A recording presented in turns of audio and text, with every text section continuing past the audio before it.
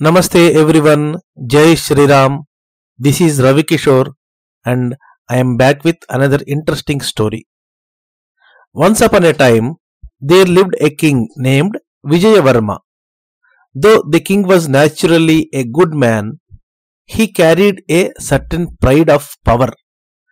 Because of this arrogance, he often forced others to do the things what he wished. One day, out of a deep desire to understand the divine force, Bhagavan, three great questions arose in his mind. In the royal court, surrounded by his ministers, scholars, and the other courtiers, the king announced his three doubts.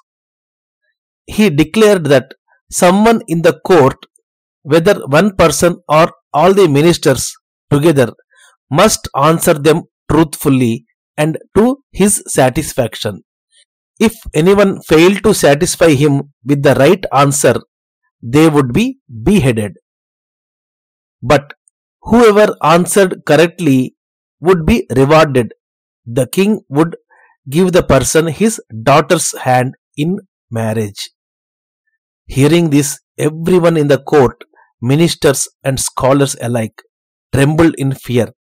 Whether they answered or stayed silent, it seems dangerous either way, because if the answers are not satisfactory, their heads will be fallen.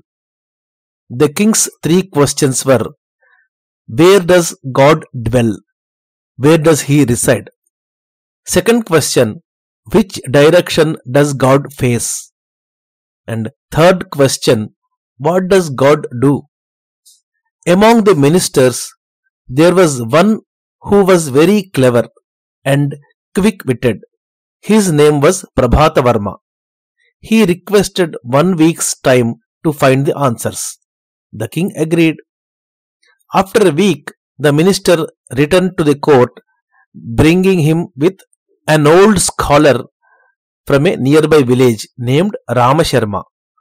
The moment the king saw Ramasharma, he somehow felt confident that his questions would be answered. But at the same time, he feared, if he succeeds, I will have to marry my daughter to this old man. Everyone in the court waited eagerly. Ramasharma spoke first. Before I begin answering, I have one condition. The one who gives knowledge must sit higher than the who receives it. Therefore, I shall sit on the royal throne, and the king shall sit on a regular seat. Surprisingly, the king also agreed, thinking, if my doubts are cleared, so be it. Then Ramasharma asked everyone who are present there, you are all breathing air, are you not? Tell me, where is the air? Everyone replied, it is everywhere all around us.